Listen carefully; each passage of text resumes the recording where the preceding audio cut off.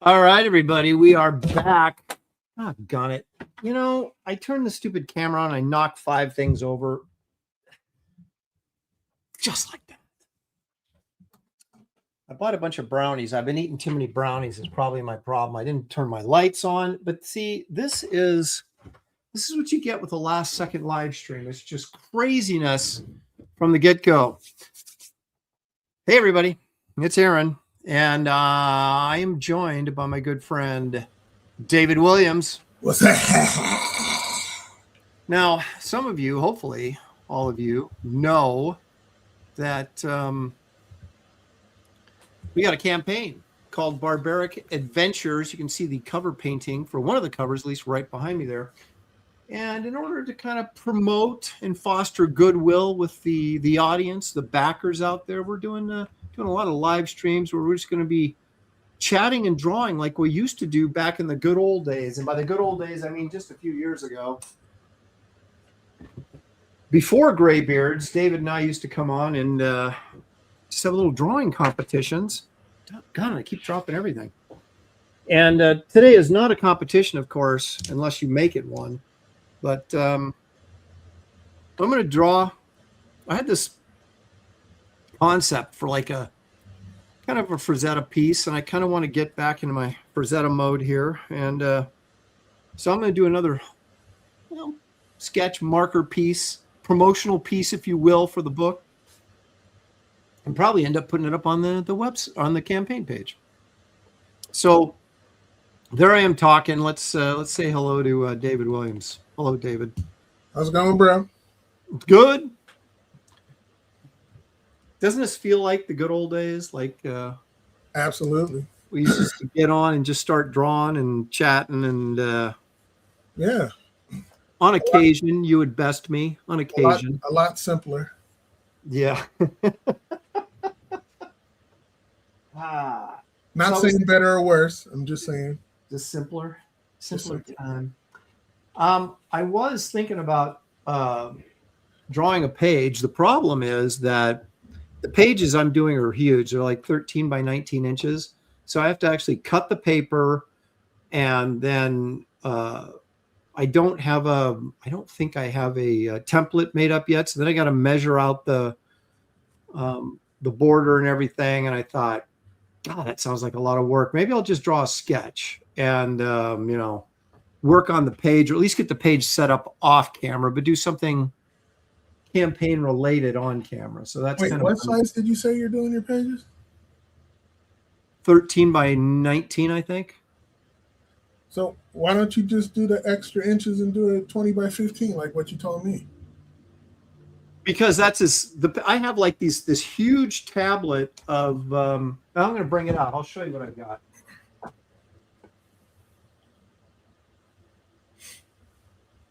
Oh, I see you know what? I could turn this on I could do it bigger, I suppose. Here's the tablet I'm using, right? Yeah. I'm doing it this way, right? So I end up trimming off part of this page. I could flip it this way and do it like this. Yeah. But dude, it's already too big for my scanner. So it's like I don't want to.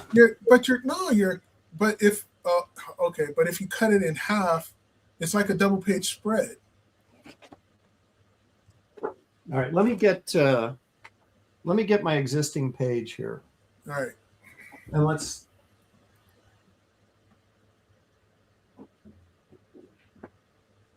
All right, so this is what I'm doing. And so I think I was doing it just like that. Yeah. Yes, I could do it like this and make it even bigger. Yeah. Do it old school like how the old school artists would do it. I've already done 2 pages, though. Now they're not going to be the same size if I do that. Man, it'll fit in the portfolio. Just cut all that trim off when you. I have like this huge box. It's like a metal carrying case portfolio box that I used to drag around with me to bring my bigger stuff in. But there was no way to really lock it so that, because when you check that stuff, they open that, TSA opens up and checks it out. Yeah. And I don't want my stuff to get stolen.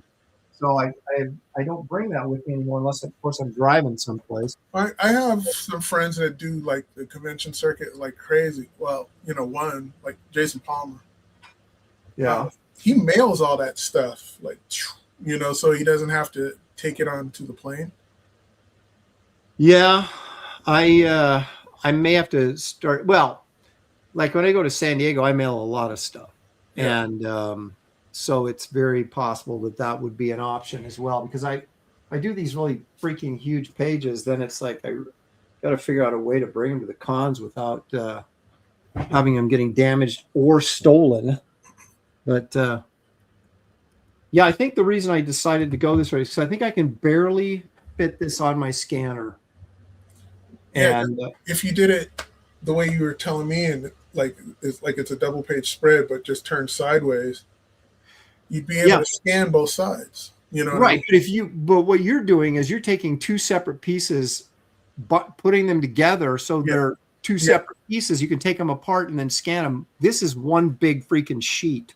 But you don't have to use that paper. You're making yourself a slave to that pad. I know, but I want big pieces of paper. I mean, what can I tell you, man? It's a bad thing because at CrossGen we had double spread sized paper. Oh yeah. That it wasn't like 2 pieces together. It was like a double page spread, but it was one sheet of paper. They were really cool to work on. Yeah. But then it was like you wanted to take it to a show. You're like, how in the world? Am I taking this gigantic thing with me to a show? But hey, if Frank can do it, we can do it. But you still had to stitch the art together because of the scanning, right? No, because they had these big.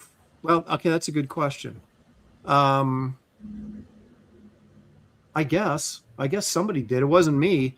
Yeah, that's usually the case. Right. Like, here's the art. You do what you got to do. Yeah, figure it out, man. I don't want to mess with it because I would give it to Matt Ryan and he would ink it. And I don't think Matt scanned it. I think somebody was scanning that stuff for us. So I don't know if they had like a big like barrel scanner or if they did a flatbed and they scanned it in 2 different. That's a good question because I never did that. Do you have any of that stuff from those days? Yes. You got to show something. Do you want to see it? Is that of course I do. All right, hang on a second. And I know where it is, so I don't have to like spend all day looking for it. And let me say hello to the mighty chat. Much love, much respect. Thank you for being here. We appreciate it. Thank you for all your help on this project. It's going to be a labor of love, and I hope you guys love it when it's all said and done. We will visit the campaign in a moment, but I want to let a few people roll in before we do so. Okay, here it is. Wow.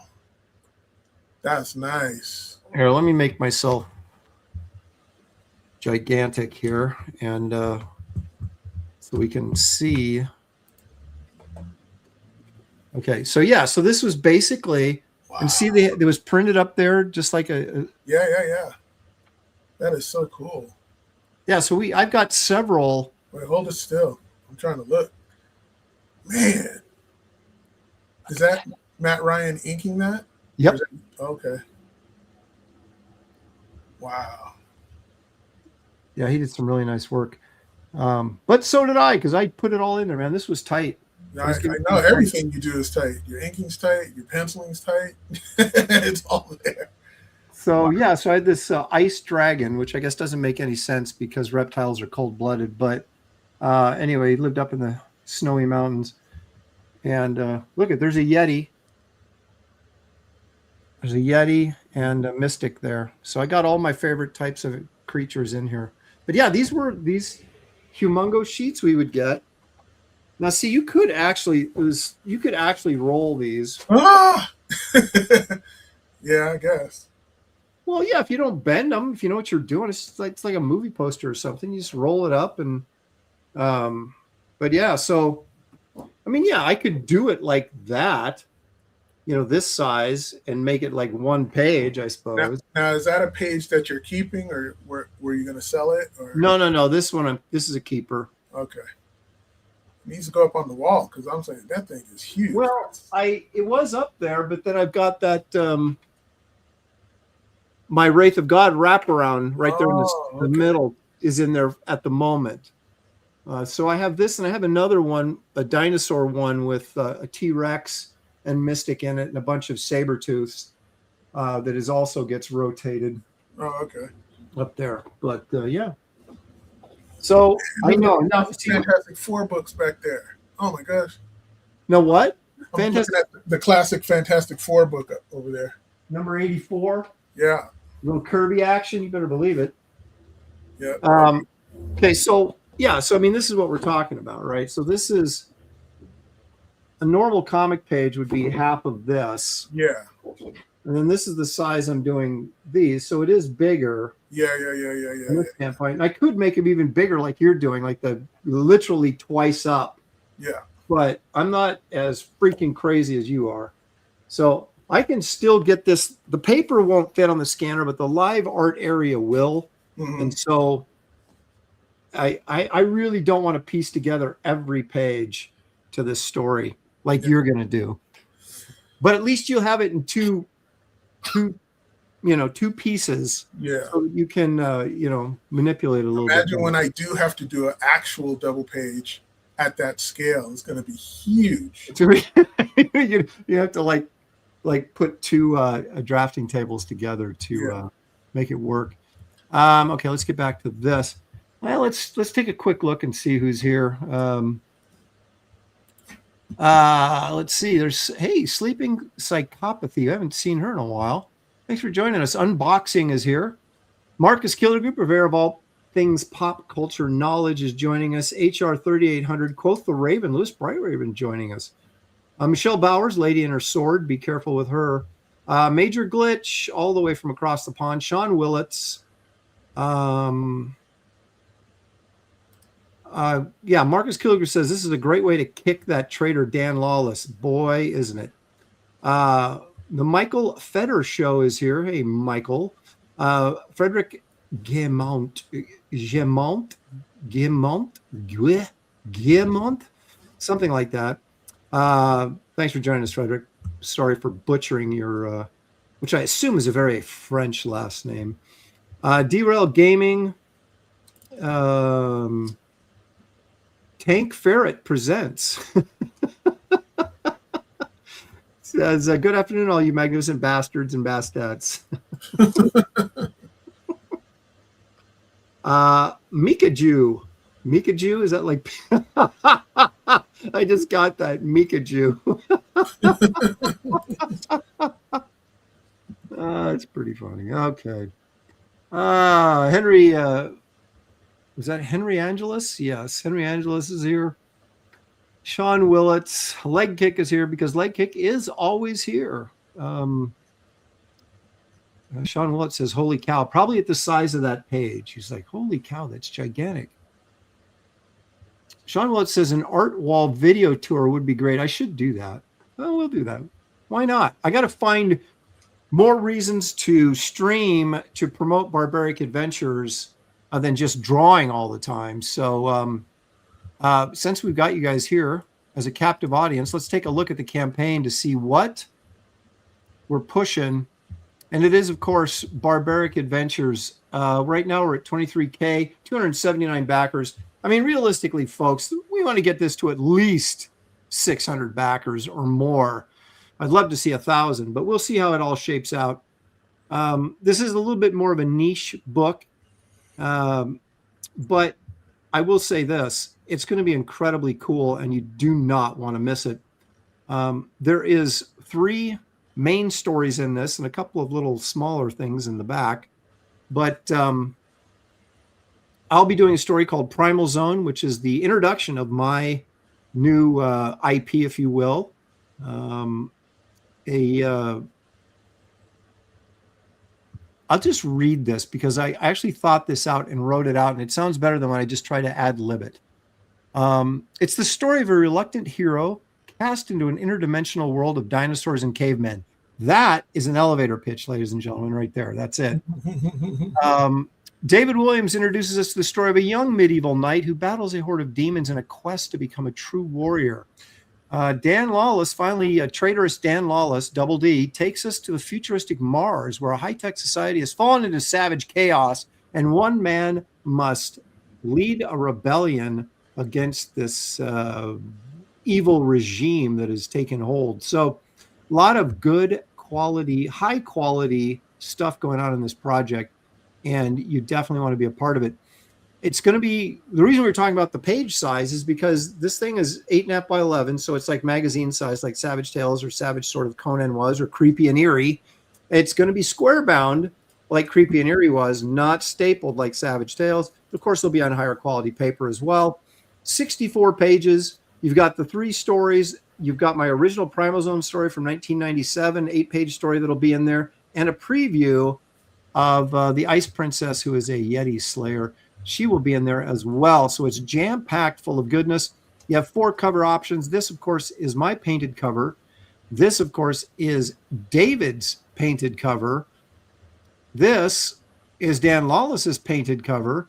And this, of course, is our guest artist, Joe Jusko's painted cover. Talk about a painting legend.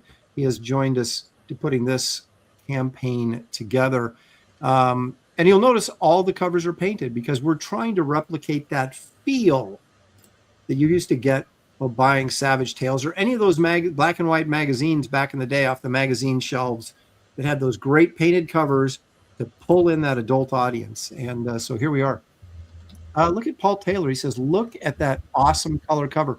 See, Paul is anti-black and white, David. And we're trying to win him over to understand that there's artistic integrity to black and white that goes beyond just your average comic book experience. And that's what we're really pushing on you here today.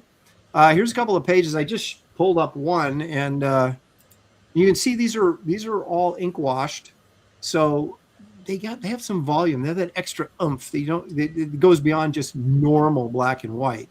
Paul Taylor. There's the other page. There's a shot of Dan Lawless's splash page. He even has the lettering on it. We'll get some of David's stuff here very soon to put up on here. So if you look over to the right hand of the column there, you'll see it's a 4-pack plus is what I have pinned up there at the top. Now what that is all 4 covers plus the sketchbook, which we'll show in a minute here. It's a $120 value. You get it for $105 if you buy all those together. That's a really good deal. The other really good deal is the big Barbaric box. That is, you get everything in that and you get 2 bonus items that you can't get through the campaign anyplace else. You have to get the big Barbaric box to get these. And one of them is this 4-print portfolio set, signed and comes in an illustrated envelope. And this 5th cover. Now, this is not the finished cover. This is a color rough, a pre-painting rough, so I know my color scheme and layout. But this cover will only be available through the big Barbaric box. So you know it's going to be rare. Okay, so we have some stretch goals in there. They're all like trading cards because I'm obsessed with creating my own fantastic trading card collection, which David has actually contributed to my trading card collection as well. Here's the sketchbook, 8.5 by 11, 32 pages. This will be stapled at the spine. It matches the Kit Carter sketchbook, format-wise. You can get this print. It's called Snow Hunt, featuring our Yeti Warrior Ice Princess. And you can get the laser-etched shot glass Barbaric Adventures. This logo will be laser-etched onto the shot glass. This is the 5th in a set of 6 shot glasses that we've been doing through Empire Comics. So if you've been collecting your shot glasses, don't miss this one. And then, of course, there's a bunch of original art for sale on here. Some of it is already sold. Some of it's still available. We'll be putting more up as we do these draw streams, probably. If you scroll all the way down to the bottom of the page, is how Indiegogo works now. You will find your rewards or your perks that you can back. The 4-pack plus that I already talked about, the shot glass, you can get covers A, B, C, and D, although these are out of order. But anyway, each cover individually, you can just pick your favorite cover and just back, and that's all you have to do. But if you want more, get one of these rewards that combine things, because you can save a little bit of money. So you get a copy of Barbaric Adventures plus the sketchbook, $40. That's $5 savings. You can get the book, the sketchbook, and the print for $55. That's a $5 savings. Here's the big one, big Barbaric box, $210 value for $185. You get everything plus the extra cover and the 4-print portfolio set with the illustrated envelope. You are getting that 5th cover for free for that $25 savings. So that is a really good deal. And then, of course, we go through all the original art. And then when you go through all the original art, you get down to the add-ons. You can add everything on from the campaign. So if you want to get, say, cover C, and you also want to get, you missed Wraith of God 2, well, you can add that on if you want to. Or if you want the print and cover D, you can add on the print. And if you want a couple of copies of the same book, like you want 3 copies of cover A, you just order a cover A through the rewards and you add 2 more on with the add-ons. So you can get all the back issues that I have for Wraith of God 1, 2, and 3, Kit Carter, Garbage Man, Power Cube. Those are all available as add-ons, plus all the individual covers and the sketchbooks. Kit Carter as well is there. So that's basically how the new Indiegogo has this set up. It's just all stacked. So you just got to keep scrolling to the bottom and it'll take you there. So there we go. We got a backer already. How about that? Yeah. Thank you, guys. Appreciate that very much. You'll find a link in the description of this video. It will take you right to the campaign. It's also pinned at the top of this chat. If you're watching on X right now, you can go to my homepage on X and there's a link there, or you can just go to Indiegogo, type in Aaron Lopresti, type in Barbaric Adventures. Either of those, it'll take you right to the campaign and you can back. We greatly appreciate your contributions to this campaign, guys.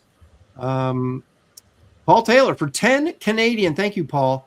He says, if you compare black and white sales numbers versus color sales, I bet you see bigger numbers for color. Oh, absolutely. I'm not denying that. But I'm just saying sometimes you have to make an artistic statement. And sometimes people that are black and white prejudiced need to come over to the black and white side and experience something new and different. That's all I'm saying, Paul. Just trying to ensure that David gets paid properly.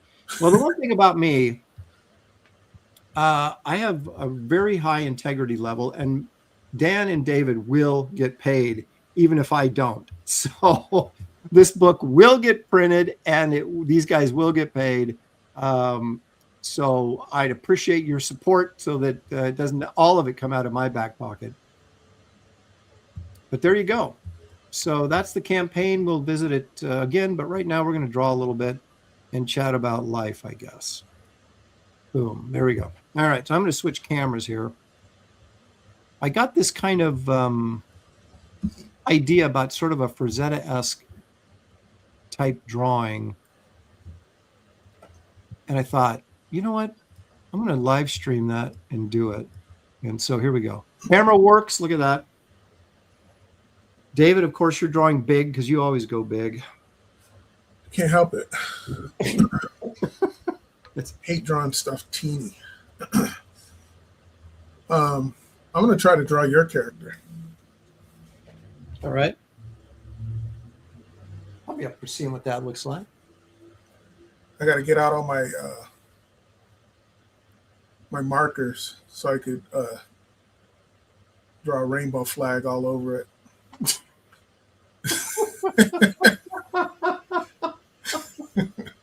What? Which character are we talking about now?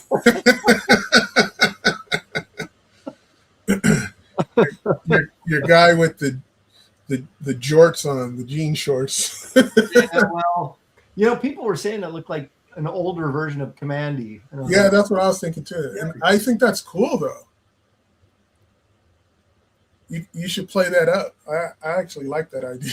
Yeah, like kind of reference it, kind of like maybe just, it could be. Who knows? Exactly. I got a lot of stuff to stream because I'm going to be. I've got the next cover, the special cover that goes in the big barbaric box. I've got to do that. Mm-hmm. And so I've got the rough. I just need to flesh it out, tighten up the drawing, and then transfer it on to the canvas using, of course, the carbon paper that I was so stupid that I didn't even know existed that you made me aware of. Because it's like, of course why wouldn't there be carbon paper? But it never dawned on me that, oh yeah, why don't I just get some carbon paper? Oh well. That's what I have you guys here for, is to tell me what an idiot I am. Maybe I'll draw your character and you're shaking Dan Lawless's character's hand. Ball sack. Ball Dak. Bull Dak. Bull Dak, I think it is. Isn't it? No. Bozak. No. No, was it Bullback or Bullback? Brokeback. Brokeback? It's Boldak.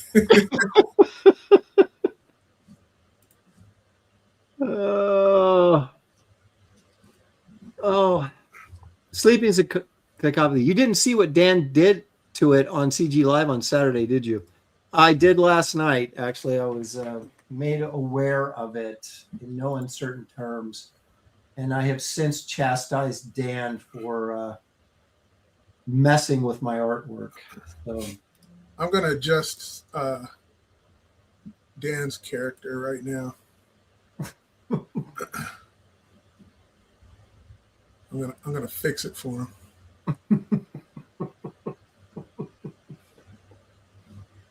Oh well. It's all good fun until somebody loses an eye. Yeah, exactly.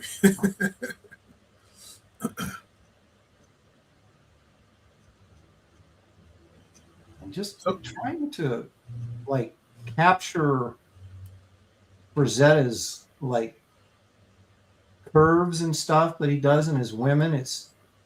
You'd think it'd be easy, but it isn't. I guess you wouldn't think it would be easy. It's Frazetta, but it ain't easy. So is this gun a part of his main weaponry? Does he get any other weapons? I don't know. He's got a sword. I know that. Okay.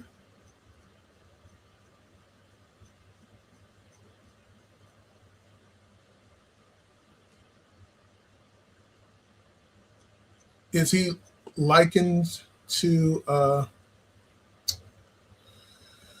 John Carter, does he gain any kind of ability? Okay, see, now I got to come clean, and I gotta tell you guys that when I approached both David and Dan, um, I just said, okay, this is what I'm doing. Give me a story that fits this type of genre. And that's about all I know about what anybody's doing. Okay. I know Dan's basic premise, but I don't know any specifics about his character. Mm-hmm.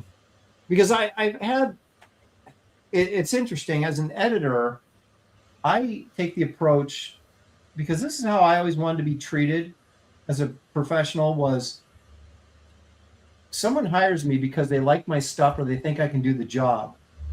So then let me do the job, stay out of my way and let me do my job. And so I got Dan, I got David, because I think you guys know what you're doing and I know I'm going to get good stuff. And so I was just like, go ahead, try and keep it PG-13. But other than that, do what you want. And so I've been seeing bits and pieces. And of course, David has pitched me his story in more in-depth than Dan has, but I still don't know everything David's doing. But I trust these guys that they're going to do really good work, because I know I'm doing really good work and they don't want to be embarrassed by being in this book. Yeah. So there you go. So I know his general premise. I've seen like 3 pages of the work, but I don't know like any of the details about the character or anything like that. Yeah. No, I mean even yours. That's what I'm saying. I wasn't Oh, saying. I thought you were talking about his. No, I'm talking about yours. No, he's got a laser pistol, but it's got limited firing capabilities, so he has to be careful with how he uses it, which makes it kind of interesting. He's got a little jet flyer that's kind of like a little retro looking, like a jet ski with wings, I guess maybe would be a way to describe it. And see, he's a soldier of fortune that was hired. There's a scientist who worked for the government, and they discovered this interdimensional portal.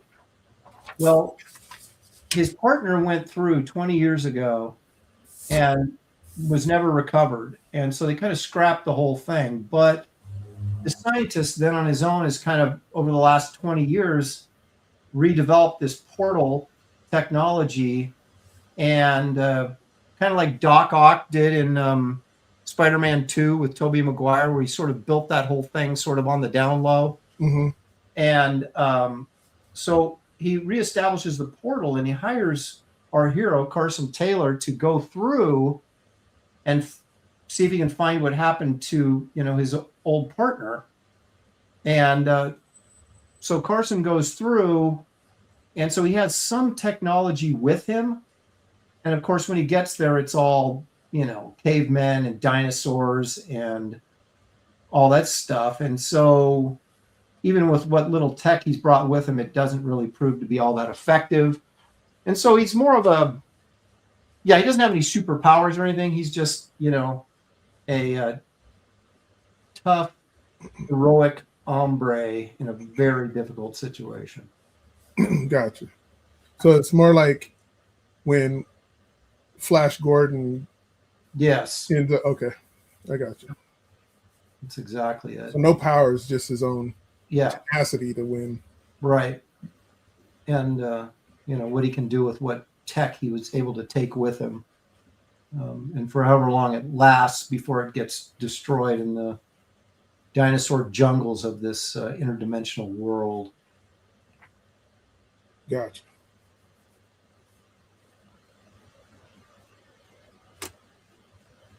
I'm always reluctant I never know how much to tell people about a story. Yeah. It's like, is this going to deter the reading experience? Yeah. Um,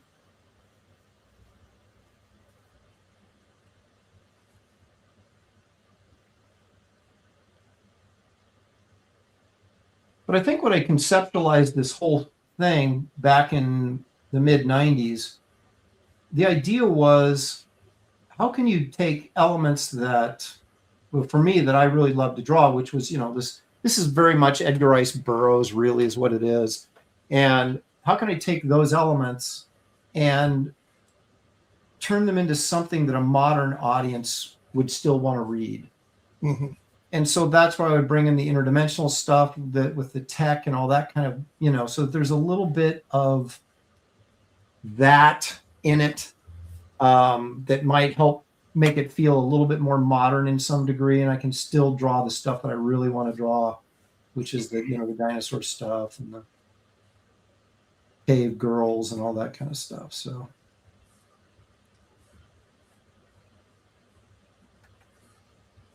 I'm really shocked at how fertile my mind was back when I was younger. Because one of these things I've done that I've crowdfunded, in the last 5 years, they were all IPs that I developed in the 90s. And of course, it fleshed out over the years, but they were all stuff I came up with, generally speaking, back then, and have just been kind of sitting, waiting for an opportunity to draw them, write and draw them. And here we are. And here we are.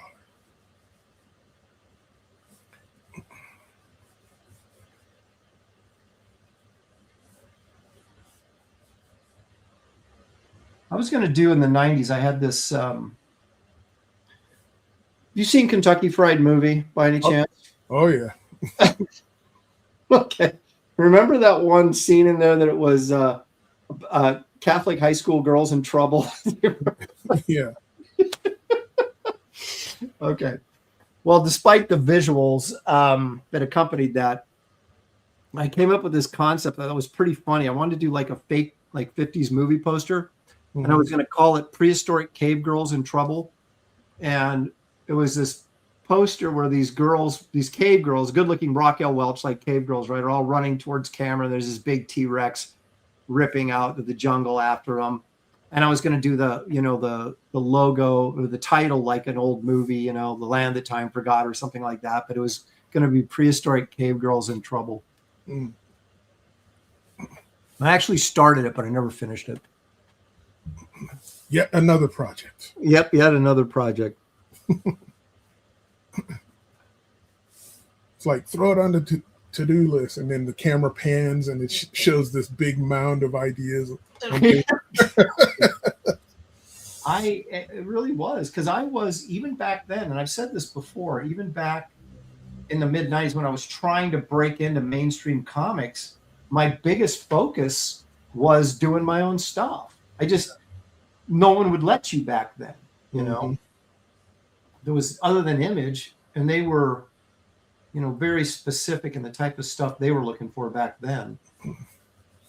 It's like the company saying, who do we like enough to be fair to?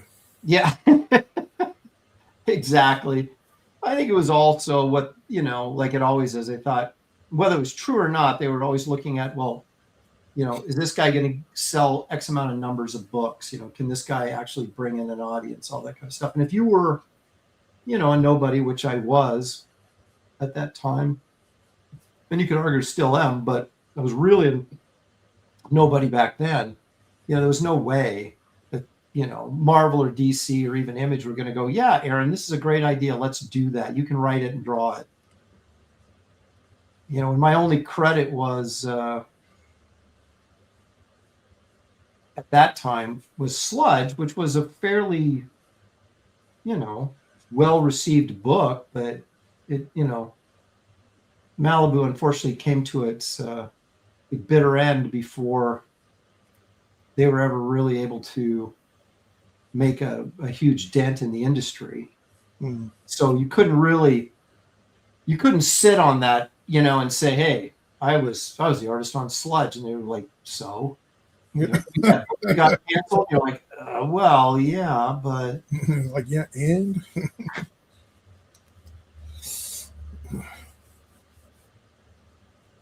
yeah. So I was always, even as a kid, I did the same thing. I don't know. You probably did too. I don't know. Maybe people have different viewpoints on this, but when I was growing up, I wasn't drawing Spider-Man comics, or I was drawing my own. I made up my own characters.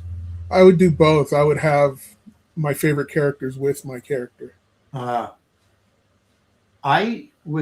started my own comic book company when I was 12, which was me and a neighbor kid, we called it Deal Comics, because his name was Dan Erickson and my name was Aaron Lopresti, obviously. So it was, hey, Deal Comics, let's do that. And he never contributed anything other than the name. I would set up in my room because he wasn't a writer and he wasn't an artist. We were just comic book fans, Yeah. And so I was up there coming up with these concepts, and I had and I have some of this artwork too, which is, I still have a lot of it actually. But I had something called, I was ripping off Barry Smith at the time. So I had Balon the Destructor. He was my barbarian character. Mm-hmm. And then I had this character called the Challenger. And what else? I had some Werewolf by Night character, but it wasn't called Werewolf by Night. I can't remember. It was a werewolf, though. It looked a lot like Werewolf by Night. And I also had the Swamp Ghoul, which was my version of Swamp Thing, And that's hilarious. So I was like, and so I would make these books, and in true, fashion, and we still do this today. It's like I do about 3 pages of it, and then I get bored and start something else. Yeah. I had 15 different titles with about. So you were a professional all the way back then? Yeah, exactly. Exactly right. And so, I have all these starter titles that I did, and I got a page or 2 done, and then I would, like I said, get bored and do something else. But so it was Deal Comics back in the day, but it was always my characters, and so I always, I guess you could say, I always had this desire to self-publish and do my own thing. I was calling. Marvel and DC used to use a place in Illinois called Sparta Printing. Mm-hmm. And they did all of the comic books. Okay. And for both companies. This was back in the 70s, right? And probably a little bit into the 80s. And so I got their phone number and I called them up. And, as this 18-year-old, I think I was, and just, get priced out for publishing and all that kind of stuff, and what it would cost to print a book. And so, I mean, I was completely on my radar, even when I was, 17, 18 years old. That's what I was thinking. Wow. And so it's weird that here I am, 45 years later, finally doing it. That's called tenacity. That's right. Sticking with it. Well, I remember making the joke. I think it was to Bart Sears. Because we were at CrossGen, it was before CrossGen. And I said, dude, if I'm still drawing comics when I'm 40, just take me out back and shoot me in the head. He's going to knock on your door today. I know. I'm here. You made me promise to. So let's do this. he's all anxious. He's like, come on, wait a minute. I was young back then. Now, I don't know what my plan was, but I kept thinking that, there's got to be something more to do artistically than just comic books. But what I discovered as I got older was that the more illustration died in terms of, everything used to be illustration, right? Pre-1980. Yeah. Everything. Magazine articles would have illustrations in them. Ads were all illustration. Mm-hmm. And that's all sort of gone away. And the only real outlet for illustration now is comic books. Yeah, sadly. Yeah. And so it's like, if you're an artist, like a traditional artist, what else are you going to do? You can't even do movie posters anymore. They don't even do that.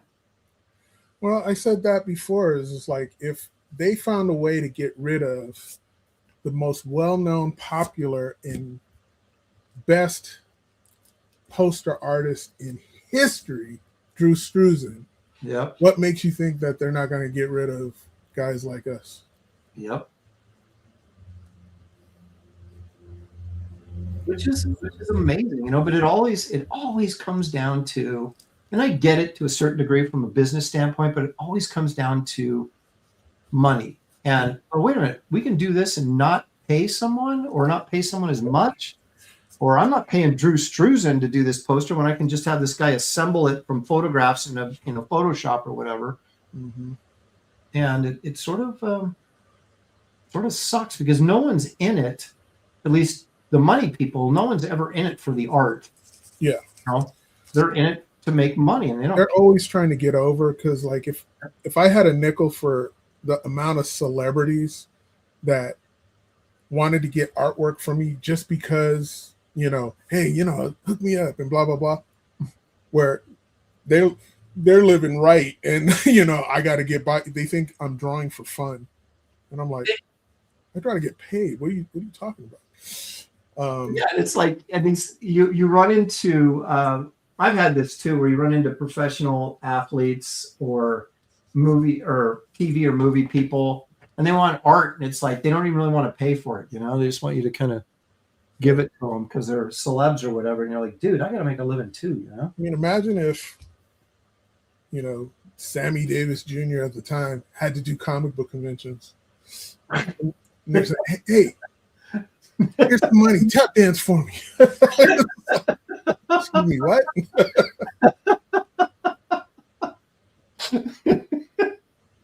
Start tapping, man. Start tapping. Yeah. But, when you're hungry, you're all... Yeah, that's right. I'll tap for $5. You're dying inside, but, you're just like, all right. Can you make it 10 and I'll throw in a turn, That's why I don't, crap on people when you see like Joyce DeWitt at a comic book convention. I'm like, what the heck is she doing? Oh, okay. Never mind. I understand. Yeah. I mean, really, you do when you look at it in those terms, because we're doing the same thing. Yeah.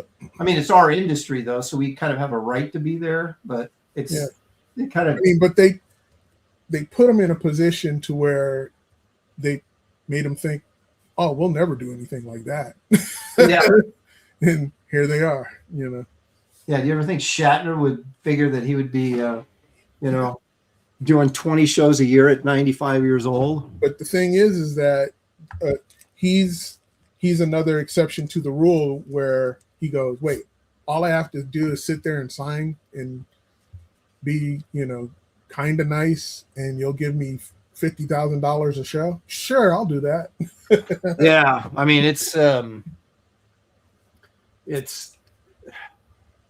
now it's pretty lucrative. There was a time though where, I mean, it's lucrative for some people, obviously, but that's true of comic book artists too. Some guys go to these shows and make a ton. Other guys don't do very well, and but we'd always see. Well, we went to SuperCon a lot back in the 90s and late 90s, early 2000s. And there was always like TV actors and actresses from, like Bewitched or, some show. I mean, obviously Batman, that makes perfect sense, but other shows too that I remember seeing at, I joke about it, but it actually was a thing. We went to a show with Paul and Linda Ryan, Shelling did, in New Orleans, and one of the booths had Mike TV from Willy Wonka. The kid who played Mike TV. Of course, he's an old guy now, but he was there. And sadly not getting too much action. But it was a pretty slow show. I don't think any of us were getting any action. But yeah, you'd always see. I mean, I get more the sci-fi stuff. Like we see Erin Gray around all the time. Yeah. Buck Rogers, beautiful woman, super nice, and used to see her all the time. And but she was in like Buck Rogers, so that makes perfect sense to be, you know, in a sci-fi show or. Yeah. But then when you see someone from I don't know, just some bizarre. I don't know. We went to SummerCon last year, and my daughter was just freaked out because the Cobra Kai cast was going to be there. Oh yeah. Mm-hmm. And so she was back in the green room, like meeting celebrities the whole show and getting photos with them. But like there was some of the actors from Diary of a Wimpy Kid and things like that I, of course, you know, is way past my time. That you don't really look at and go, well, what do they have to do with comics? Yeah. But it's just celebrity media shows is what the cons have really become. So I guess it doesn't really matter if Like what were we talking just a couple of days ago when I was saying like HeroCon is probably like the last convention that's like yes, purely about comic books. yes, They don't even allow celebrities to come through. those were the good old days, and I don't have any problem with celebrities being there, but when the promoters, you know, their whole budget and all their concern is with, you know, celebrities, and they don't give a rip about the comic part of it. Kind of like, well, dude, that's what this is supposed to be, is about comics, and it's like that's an afterthought at most shows now, which is kind of a bummer. Yep. And I could never really understand, like these shows, if you look at them, so many of them, they just have like 100 celebrities. Yeah, how about just bring like 10 really good ones, you know? Yeah. I mean, it would seem like you would manage your budget a little bit better that way. They had at the Portland show, they had your aunt was there. Yeah. Nichelle Nichols. And they had several people from Star Trek. There, Shatner wasn't there, but it was like Chekhov was there, Uhura. Who else was there? There was a couple other ones from Star Trek who were there. And you think, okay, that's a show, right? This is the Star Trek show we're going to bring in. But then they had like 40 other people. You know, the cartoon voice from such and such. And you're just like, it just seems like it waters everything down to I don't know that what they're getting on their return is worth it. I mean, I guess they get to, it's their show, so I guess they can manage their own budget. But it just seemed to me like, you know, if they would just pick up a couple of people, maybe thematically do something in the show that, you know, we've got the entire cast from Lost in Space or whatever it is, you know, and then, but it's always like 600 celebrities, a bunch of wrestlers, and then a couple of comic book people. Yeah, that's how it was at this Albuquerque show that you were thinking of going to. It was just celebrity everywhere and it was 3 floors, and I think they were on all 3, and I was like, dang, this is crazy. Well, that's the thing that kind of ticked me off about that is the guy, the promoter, was like, invites me to the show, or at least one of his people reached out to me and invited me to the show like a year in advance. I'm like, yeah, I'll go. And because Andy Smith was going. Mm-hmm. And I was like, yeah, I'm going to hang out with Andy. We can go see David because you live there in that area. And then it ends up that both Andy and I did not end up going because they ran out of money because they spent it all on celebrities. Yeah. And you're like, well, dude, you invited me a year ago and now I can't go. You know, it was annoying. I mean, I have to admit. Man, he was doing that to me when I even got there. I got there and I said, hey man, I'm here. Can I get a wrist badge or whatever? And he's all taking like 15 minutes to answer because one of the they had him on some kind of call or something to call him because he was wandering the floor. He says, is he with anybody? And I'm like, dude, I told you before I'm coming with my son. And I'm like, why are you holding me up here? This is crazy. Yeah, I assume he finally got you in. Yeah, Right? he did. But there's no need for that drama. And I'm like, I mean, I did a drawing for him that he, really wanted, you know, and gave him a serious discount on it too. And that's what you get, right? Yeah. Now I'm like, no soup for you.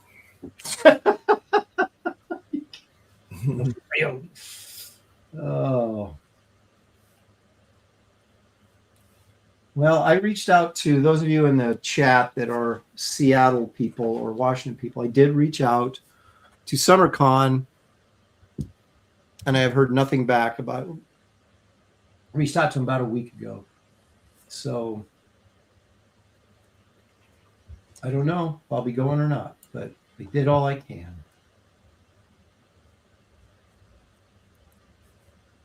I'll tell you, the one thing about SummerCon, though, is they have a really great green room. They have excellent food, and it's worth going. I'm one of those guys that would like crash weddings just for the food.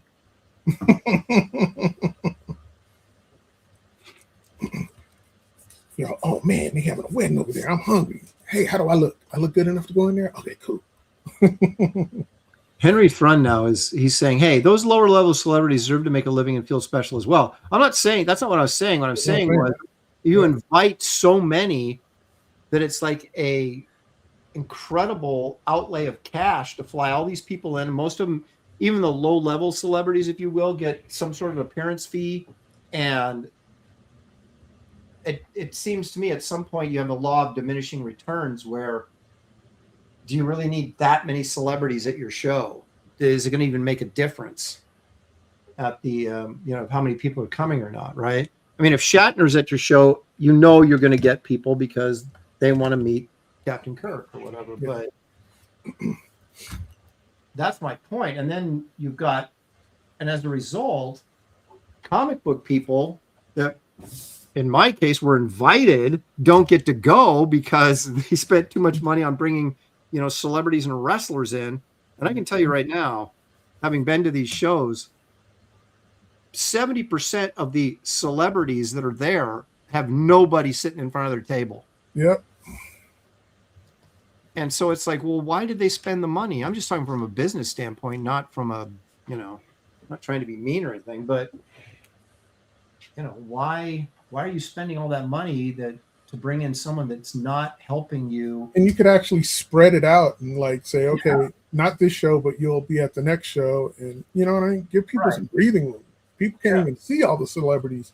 Like if you were at this Albuquerque show, I said, there's no way because of the lines are so crazy. I'm like, there's no way. And then there's these other celebrities that are just getting flies. You know what I mean? They're not getting nothing. You know what I mean? I'm just like, there's something off about this. Yeah, exactly. And it just doesn't, I don't know. I mean, I would target, like I said, like you remember that SuperCon we went to that was, the big deal was the entire Batman TV show cast was, you did the program guide for it, right? Yep. Mm-hmm. And so there was the first time they ever had Burt Ward was there, Adam West, and then what's her face? That was Batgirl. What's her name? Yvonne Craig. Yvonne Craig, yeah, was there. So that was the first time that all three of those had been at a convention together. And even that was slow, as I recall. But I mean, that to me made sense, It was kind of a big deal. I'm surprised it didn't do better. I don't know why there wasn't more people at that show. Burt Ward pulled me aside and he said, hey, would you want to trade that original art? Because he had the Robin tunic there on display. Yeah. And he said, if you give me that original art and give me $4,000, you could have this. Plus $4,000. Yeah, I'm like, I'm here trying to make money, and also, it was a replica. It wasn't the actual one. I said because I knew the guy who made it. I said, you ain't tricking me. The thing ain't. I could get it directly from the guy for like less than $1,000. Yeah, but you couldn't get it from him, though. Yeah, exactly. He was trying to do the Jedi mind trick on me. I said, it ain't working on me, boy. Wonder. Who was it? It was the girl that played Tabitha in Bewitched. She was there. Yeah, she was there. And me and Gary and Jason Palmer were hanging out with her quite a bit. And I remember Shelley got a little ticked off at me when I came back. She's pretty good looking, and she was about our age, early 30s at the time. Mm-hmm. And I know Jason was trying to flirt with her. Yeah, well, he wasn't married yet, was he? Nope. Yeah, so he was trying to get in on that action, but she like traded. She I can't remember if it was my idea or her idea, but to trade a sketch for one of her photos, and have her sign it. So I did a drawing for her, and then she gave me one of her things, and I said I really insulted her, and I didn't mean to, but I guess that won't surprise anybody to hear me say that.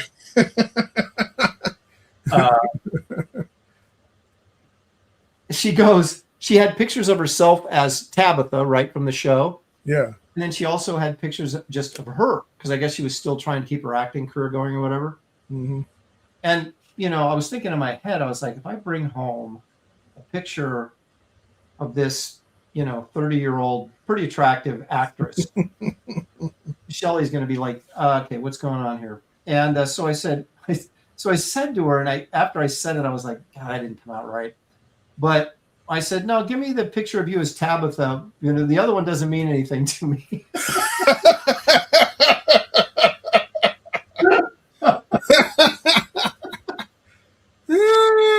Oh, man, I felt horrible after I said it. I had to look at her face, and I was like, darn it, Aaron, keep your mouth shut. Just stop talking. And, yeah. I love it. Anyway, I have a picture of her as Tabitha, signed by her somewhere around here. And I had the same experience with, except I bit my tongue this time with the lead guitarist for the Go-Go's. What's her name? Yeah. Wieland? Jane Wieland? Yep. Because you probably know this, she would hang around with Bill Morrison for some reason. I don't know what their connection was. Me neither. But they were always together at shows. Yeah. And so I met her in the elevator, and I usually don't talk to people in the elevator, especially celebrities, because they just want to be left alone, Sure. But, she came in, it was just me and her in the elevator, and I said, hey, or whatever. And then I asked her, I said, I assume you're going to have, I assume you have like headshots or something, or, photos at your booth. She's like, yeah. She goes, are you a retailer? And, because I told her, I said, my daughter's a big Go-Go's fan, I said, and so I want to get something from you. And, so he said, well, are you a retailer? And I said, no, I'm a comic book artist. I work for DC and all this kind of stuff. And then she just like totally, the guard went down, and she was like, okay, this guy's all right. It's not like some weirdo fan. Yeah. And so no, she was really cool. And then we walked all the way to the con. We came out of that hotel, that was attached to the convention center. Mm-hmm. And I think you and I sat down there talking on the couch. Wait, hold on. Yeah. Oh, I don't know who this is. You shouldn't answer it because they're going to sell you something. Yeah, exactly. You were saying, sorry. Yeah. So anyway, so then it was so funny. You could see her guard, because her guard was up as soon as she got into the elevator, and it was just me and her in there. Mm-hmm. And then of course, like a dummy, I started talking to her, which is probably the last thing she wanted. But once I told her, like I said, I was a pro, she was like, "Oh, okay, that's cool." And so then we talked, and walked all the way to the convention center together, and she was really cool. And of course, I got a picture. But anyway, so I went to her table to get it, and she had current pictures of herself, right? Here we go. And well, this is before she got super old. This was Even messed up. Golly. I just did it again, didn't I? No, she was like, it's like, well, my daughter was young, so my daughter's 24 right now, so it would have had to have been at least 15 years ago. Yeah. So, I mean, she was still, relatively attractive, I guess. And so she had like more modern pictures of herself because I think she was trying to land acting gigs and things like that. Yeah. And so instead of me saying, why would I want a picture of you now? I didn't say that. I said, no, can I get one with you with the Go-Go's? Because my daughter's, that's when I, reiterated my daughter was a big Go-Go's fan. And so I got a picture of actually the whole group and she signed it. So that was cool. Oh, that's cool. And I didn't say anything. It would have pissed her off or embarrassed myself.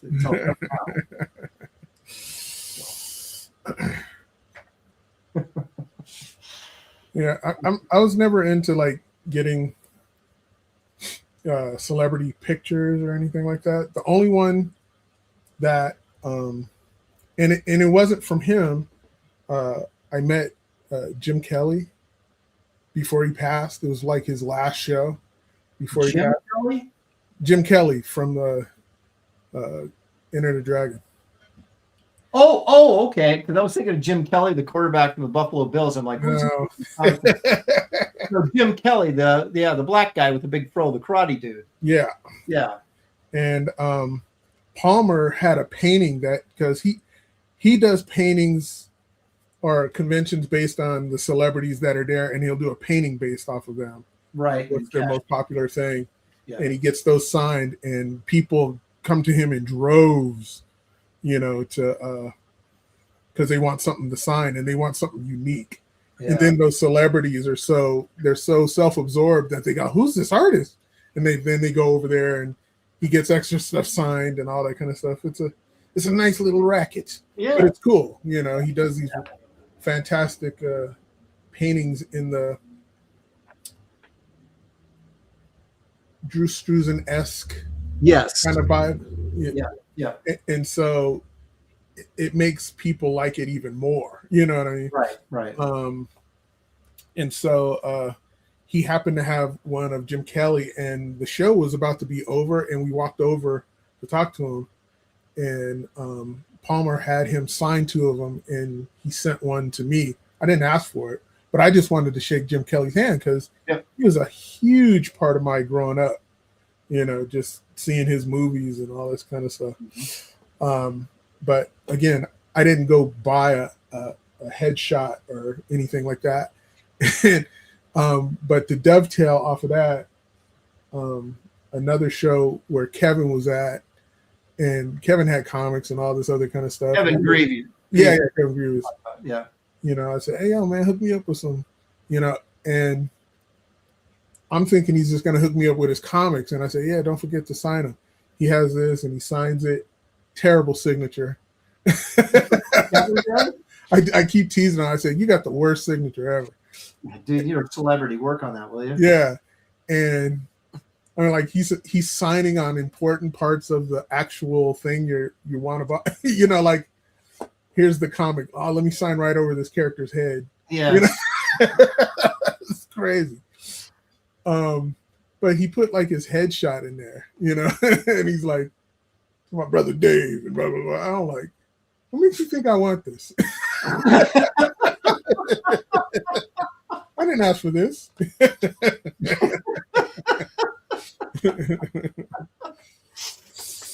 I remember I bought one of Arthur Adams's sketchbooks from a show. I might have been San Diego. I can't even remember now, but so he just gave it to me, Mm-hmm. And I'm like, dude, sign it. He's like, what?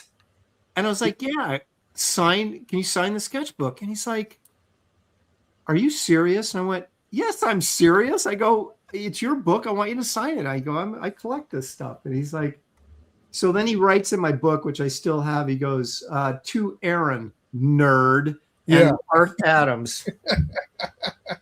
So. Yeah, I got over that. I did the same thing, and I just never asked him.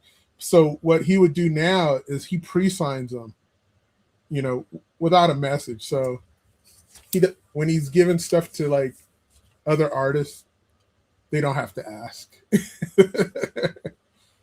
Well, mine's personalized though, so Yeah. No, I got a personalized one too. It's They call you a nerd though? something jerky. I can't remember. But I appreciate it. Yeah. Said, oh, Arthur thinks I'm a nerd. Yeah. Yeah, it's awesome.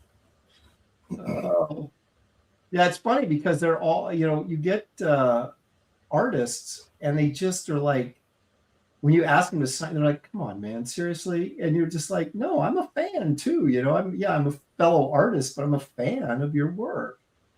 I mean, but you still got to take it as a compliment when someone of that stature is like, why are you asking for an autograph? Right. Yeah, I do. But I still demand the signature because I demand it. Give it to me now. Okay, go ahead and make fun of me, pal, but I want sign it anyway. Yeah. But yeah. So, I was just never into celebrity stuff. I never really fawned over like into, oh my, there's so-and-so, The only person I ever did that to was me. No. Oh. Prince. Oh, well, yeah, I would. Now, you met him, or did you get to meet him because you were working on that? No, book? I had an opportunity to talk to him when I was working on the book, and that got messed up because of Andy Helfer. But the other time is when I went to an after show, and I'm right there up on the stage, like right on the front row. And then they asked people to come up to dance at a certain part of it. And they asked me, I was the first one up on the stage. And I was like, oh, yeah, I'm dancing with Prince.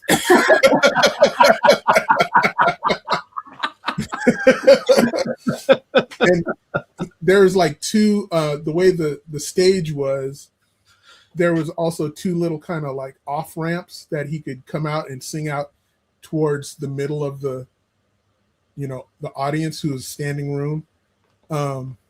Holly Berry was right above us, standing, because it was at the Key Club in Los Angeles. So there's this upper room where all these other celebrities was, and she was wearing a mini skirt. Oh. People was trying to peep. It was like, oh, you gotta get that angle. But anyway, when Prince came out towards the front off that little ramp, he stood right in front of me, and I told because Palmer was with me, and I said, all I want to do is grab his shoes. Yeah, because Wait a minute, touch his shoes or steal his shoes? No, just touch them. Okay. All right. Okay. But and they were over, Sandra and my friends, and they were over by the wall. I was the only one who went forward. They didn't want to deal with the crowd, but they could see me, clear as day. And when he stood right in front of me, it was like in slow motion. I looked over, and Palmer looked at me, and he was just like, yeah. And I put my hands up like I was just about to grab it. And I grabbed it. I was holding Prince's foot while he was singing and stuff. And I looked up, and he's just looking at me, still singing and stuff. And I was just like, yeah, I did it. It was so awesome.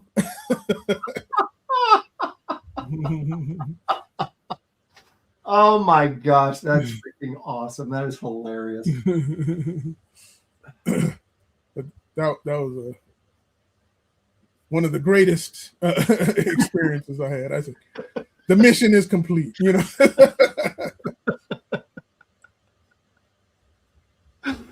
Oh, that is so good.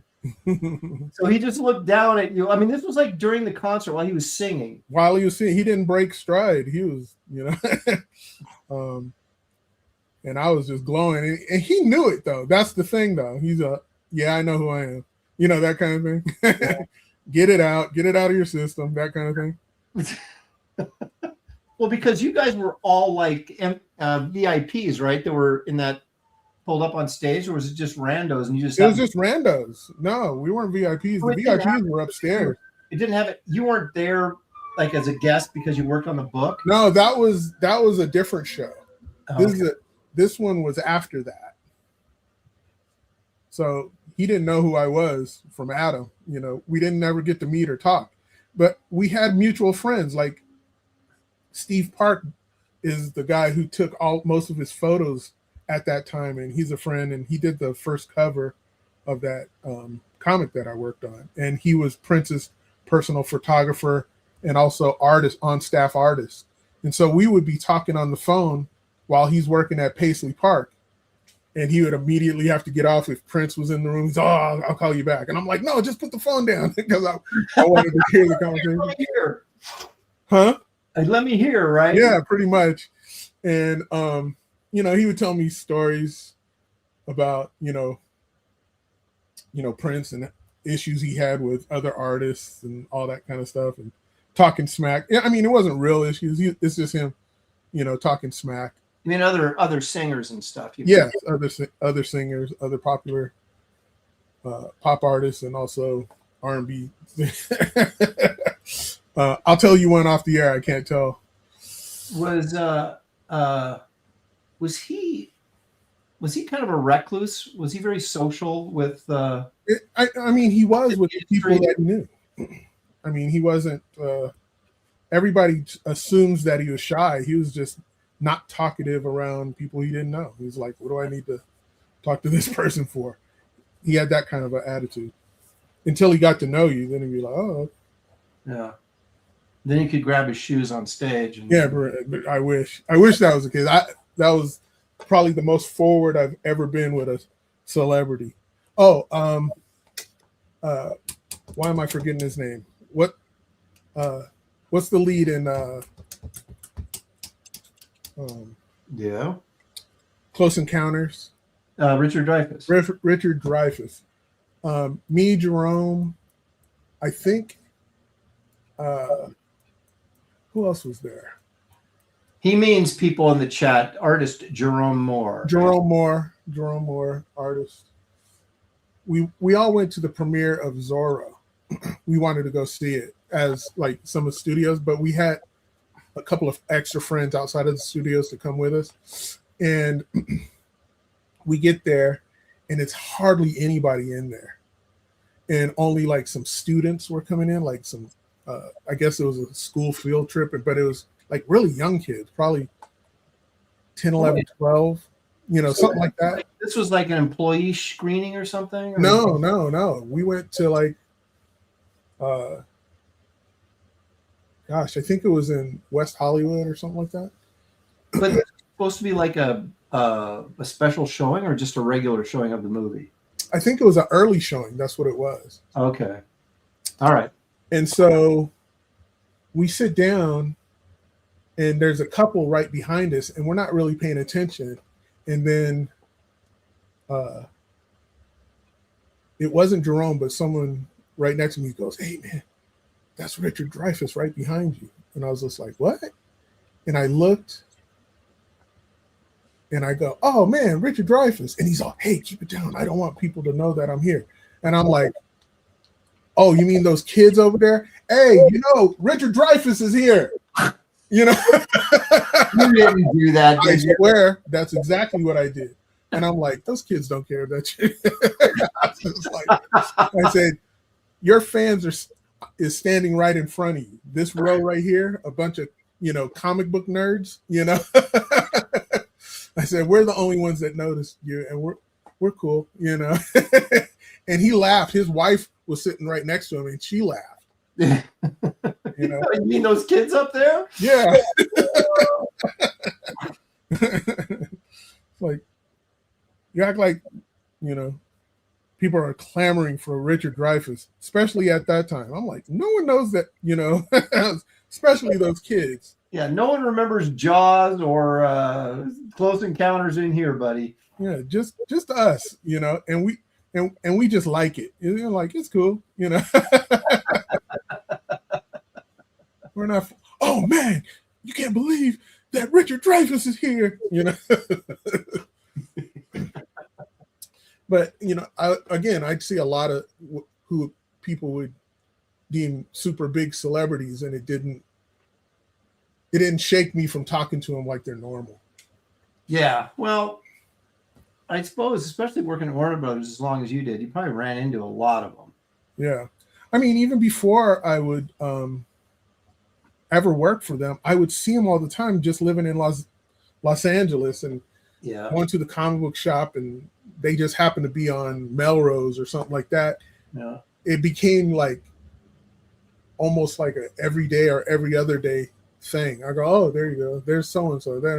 Me and Palmer one time were like late night. We're coming from some restaurant, and we were walking past this one street in Sherman Oaks, and he goes, hey, man. And this was like man's clock was about to tick. You know, this is like, hey, there's Bob Hope, you know. And he's across the street, and I was about to yell, like, yo, Bob, you know, and Palmer's like, no, don't do that, man. You're going to scare him to death. I was like, how old was he then? Just only like 85 or something? Man, I think he was older than that, man. He was in a wheelchair. They were wheeling him into this restaurant. And so he was old as dirt. And in the same block, not even a block away, we're looking in this restaurant, and it's Tisha Campbell and her husband, and Tisha didn't have no makeup on it, but she was in the very front where the main window is, where you could see everything on the inside. Mm-hmm. And she noticed that we saw her, and she was like trying to hide her face. I'm thinking, why'd you sit right there if you're not going to wear makeup and dress appropriately? You couldn't have known I was TMZ, you know, came and took this shot of you looking all jacked. And this was like at, you know, the height of Martin, you know. Yeah, it was when I was down there for three and a half years, I think. And yeah, you did run, especially you go down to Hollywood for whatever reason. Sunset, Melrose, Hollywood Boulevard, all that kind of area in there. Yeah. You always ran into, you know, celebrities all the time. Yeah. We were at, I've told this story before, but we were, a bunch of us that were in film school, we went to watch the Tonight Show, right? Mm-hmm. The tape of the Tonight Show. And Joan Rivers was guest hosting, so they didn't have, you know, it wasn't Johnny, so we were kind of disappointed. But they had Siskel and Ebert on, and Kate Capshaw was on, you know, from Temple of Doom. And so it's a pretty good show. And anyway, so we kind of, after we got out of that taping, we went to a place in Westwood, which is over by UCLA.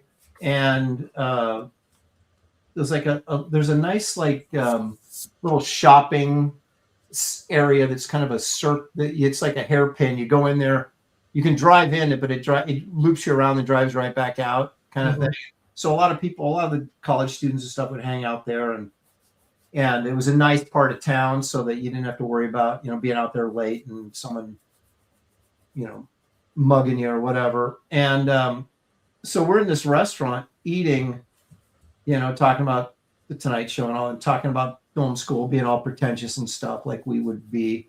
And sitting over in a booth next door, just across from us, was Charlie Sheen with some chick. And he was on a date, obviously. Mm-hmm. And so, like, and some of the guys had been drinking, of course. So there was a couple guys that were, you know, bombed. And they're like, let's go talk to him. And I'm like, dude, do not go talk to him. He's on a date. Are you kidding me? Don't go up there. But a couple of guys, they had to do it. And but he was really cool. Well, you know, because they came up and just said stupid things to me. He's like, oh, yeah, I appreciate that. You know, like one of my friends was like, I wish I wanted to come by and say hi. We really, because he was young. He was like our age. He was in his 20s, right? Yeah. And so they were like, yeah, we're just glad to see somebody our age doing so well. You know, just dumb things like that. You know, and he was like, oh, no, it's cool. Thanks for stopping by. You know, guys, appreciate it. And all, I mean, he was really cool to him. And I was just like going, we're going to get thrown out of here. He's like, now get out of my face. I'm trying to. Exactly. So But yeah, that we saw those guys all the time. It's crazy. Yeah. Yeah, like I would have weird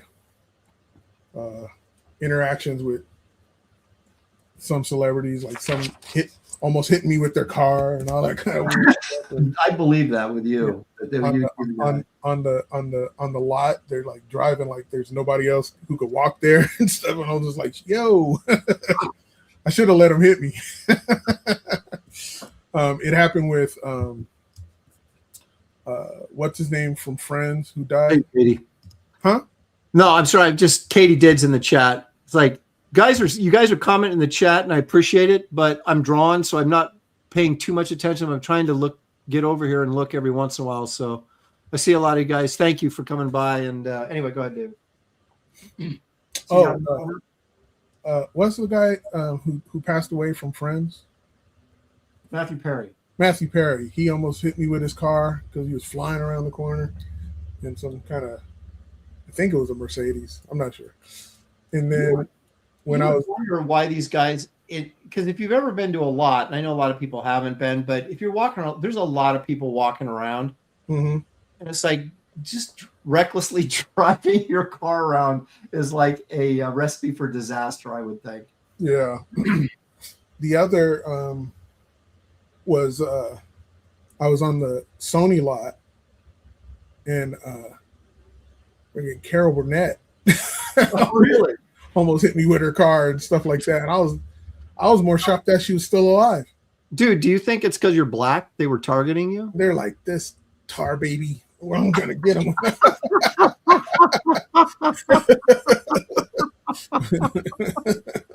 Look at this. Henry Thrun used to be a nice guy, but look what he's. Gary really pissed him off, I guess, when he got on his case last show. He's like, I'm working, so I'm not paying much attention to you either, Aaron. Wow. When Henry used to be so nice, and I made him a mod, and now look how he treats me. It's terrible. Yeah. Jay Dredd says, I love these old man stories from the late 1900s. Yeah, it's true. It's true. We're it's sad to say, but we've been around a while now, for sure. Oh, so are you done? All you're going to do? No, are you done? No, but I was saying, we'll be going for an hour and a half. I don't want to keep you too long, but I do want to take a slight break here and remind everybody, why are we doing this? We're doing this not only because we love you guys, but we want you guys to love us as well. And we have Barbaric Adventures, the campaign for those of you that reminisce all the time about re-experiencing Savage Tales and what it would be like if you could just hold a book like that in your hands one more time. Well, we're providing it for you. Excuse me. We have 4 covers to this wonderful, I call it a magazine, but it really isn't, because it's square bound. It's 64 pages. It is black and white, which Paul Taylor, of course, has his reservations. But I think I've convinced Paul to back anyway, even though he's addicted to color. Because it's just artistically, it's what should we say? It's next level to we're not doing black and white because, well, it's cheaper than color. We're doing it for artistic reasons, and we want you guys to appreciate those artistic reasons. But we have 3 stories, one by me called Primal Zone, which is kind of an Edgar Rice Burroughs type story, and you can see the cover right here that is available. That's cover A. Cover B, David Williams is a more traditional, maybe barbarian type story, because it's a medieval knight or a young knight who has to battle these demons and his quest to become a real man, a real hero. So that's really cool. I love this cover too. That negative space on this cover is awesome. Then we have a Dangerous Double D, Dan Lawless, with his character Brokeback, who is a barbarian leading a rebellion in a terraformed Mars that has fallen into savagery and chaos. That sounds like a great story. And from what I've seen, it looks really, really cool. And then we had Joe Jusko jump in and give us the painted cover of Freya the Ice Princess and Yeti Slayer, which will have a short preview story in the magazine by me. And again, I call it a magazine, but it's really going to feel more like a traditional graphic novel just because of the square bound, and the paper will be nicer than newsprint and all that kind of stuff. But same type of thing. So anyway, I will continue to call it a magazine, but you guys will know the truth. Here's some examples of what we're doing in black and white. We're all going to be doing ink wash or gray tones to kind of flesh this out a little bit more, so it's not just straight black and white. And so we're actually putting a lot of work into these pages, probably more work. I know colorists that can do like a page in about 30 minutes. You know, they do like 5 or 6 pages a day. So we're putting more time into the gray than most colorists put into actually coloring. So there's a page from Dan Lawless's story, which is entitled Mars Madness. I love that guy's face. So anyway, scroll through here, look at all these wonderful items you can get, add on to your campaign. And the thing about Indiegogo now is you have to scroll all the way to the bottom to find where you can order your rewards, or they're called rewards now. They used to be called perks, but now they're rewards. And you can order these different, the 4-pack plus, all 4 covers plus the sketchbook. You can get a solo shot glass if you wanted. The only reason I put that up there is because they ship separately. So you could actually just order a shot glass and nothing else if you wanted to. We have all 4 covers available individually. And then you can get combo packs like the cover, the book and the sketchbook, or the book, the sketchbook, the print. Here's the big Barbaric box where you have an exclusive 5th cover that is only available in the box. It's one I'm working on right now. It's not finished. So what's on the campaign page is a color rough for the cover, but it'll be fully painted like my other cover. And it's only available in the big Barbaric box, and a 4-print portfolio set in an illustrated envelope that we can only get in the big Barbaric box. That's a $210 value. You can get it for $185. I'm practically giving this stuff away, folks. Here's all the original art. As you can see, a lot of it is sold. There are a few pieces still available. I'm selling my first 2 pages. David's cover has been sold. All the roughs. My cover painting is for sale. And then you get all the way down to the bottom here, and these are the add-ons. You can add on anything to your order from the campaign if you want extra copies of something, or if you want to kind of create your own order. And you can also order books that I published previously: Wraith of God 1, 2, and 3, Saved from the Trash, which is a sketchbook I did several years ago, but a very good one, I might add. I still have some of those left. Garbage Man trade paperback, the Power Cube trade paperback, all the covers individually: Kit Carter, Planet Doom, paperback, graphic novel, Kit Carter sketchbook. All this stuff can be added onto your order if you want to get caught up and you haven't done so yet. You'll find a link in the description of this video, as well as pinned to the top of this chat on YouTube, a link that'll take you to the campaign. If you're watching on X, or Twitter as it used to be called, you can go to my page on X and there'll be a link there, or you can just go to Indiegogo and type in Barbaric Adventures or type in Aaron Lopresti. Either one will bring you to this campaign. We appreciate you guys helping us out. It's the early backers that make all this stuff possible, so that we have upfront money to pay people and get stuff done. So we appreciate you guys coming in early. But it'll be open for another 42 days, and then the campaigns close on Indiegogo now for a 2-week dead period, which is completely not helpful to anyone. So whether or not this gets beyond those 45 days, I can't really say at this point, because we're trying to get this done by June and to the printers by the end of June, so that they can be printed and I can start distributing these in August. So the turnaround time on this book is going to be much shorter than what you're used to from my bigger projects, where I'm like doing everything myself. So this is really a what do you call it? A project of a passion project, if you will. This is something I've always wanted to do. I know it's something Dan's always wanted to do. David's getting to write and draw this unforgettable story that he's had that he wants to do. So this is not just something we're doing to hopefully make money on. It's something we're doing because we really want to do it, right? It's like we always talk about doing sketchbooks, and we never do sketchbooks because they don't sell because they're vanity projects. Well, it's not just a vanity project. It's something we want to do and we're really passionate about. And so I really think it's reflecting in the work already, and we're just barely getting started. So back this book if you possibly can and spread the word around. You guys have been doing a great job of that. And we really appreciate it because we could not do any of this without you guys' help and support. So thank you very much. Thank you. I think I actually want to probably do on the next show, because you were doing like ink wash on one of your shows, and I thought that was pretty cool. I think I want to do an ink wash on this.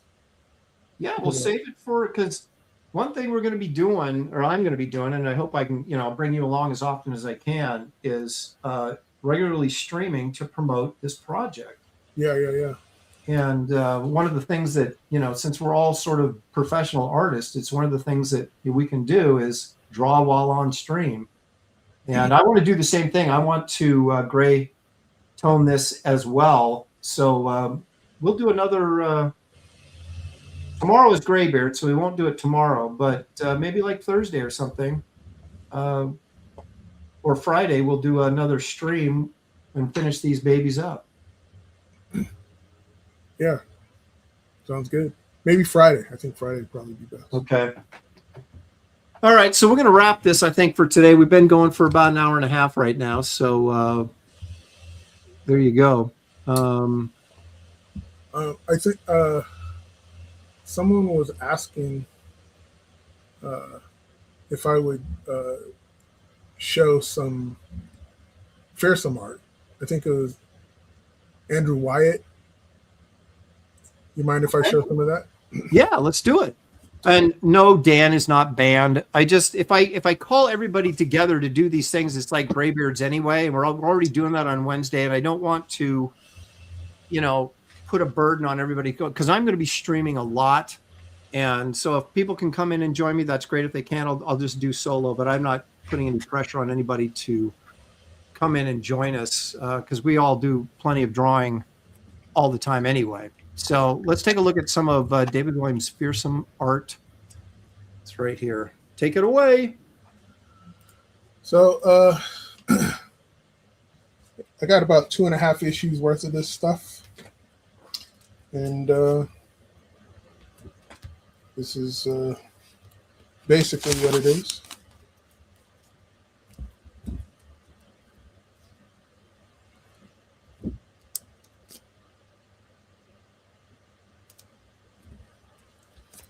Man who has a sleeping disorder goes into this dream state and gets revealed that he's been chosen to be, I guess, like a reaper of sorts. And then he gets changed, and he could manipulate the dream world and combat, bad things that happen in the dream world that affect the real world. I did a lot of, it's all pencil and ink myself. I really like the design on that Thor chick there, the bat chick or whatever she is. Oh, thanks. It was fun to do. It's kind of like out of my comfort zone to draw, creepy, monster-esque type characters, but I accept the challenge whenever it comes. Well, it's what I like to say about, because people most would, kind of categorize you as a superhero artist, but if you're a good artist, I've always said this, that you draw you'll be able to draw anything well, and even if it's something you don't normally do, I made the comparison with Adam Hughes. You know, Adam Hughes draws the best monsters, but everybody thinks he's a chick artist. Well, he's a really good artist, so whatever he draws is really good. Mm-hmm. And same thing with you. I mean, it doesn't matter what the subject matter is. This is really good stuff. Thank you. This is like one of my favorite pages. You had to draw that car, that's why. Yeah, I was just like, like, okay, whatever. And these are some of the covers, right? For the that was one of the covers for issue 2. I think I did 2 for each. Yeah, I did a cover for one of those too. Yeah, sure did. So there's going to be a lot of. You did one for issue. Yeah, you're the first one to show the newer suit. Yeah, that's right. Which was, did it based on, did Ethan design that or did you design it? No, you put some pants because he told you to put some pants on. Right. But I took it to a whole other level and put, details that you didn't and stuff. Yeah. So I was like, yeah, I got to finesse it my way just a little. Absolutely. And, here's some others. See, look at this. Corey Landis says, I'm going to straight up say, I wish I could get Fearsome in black and white.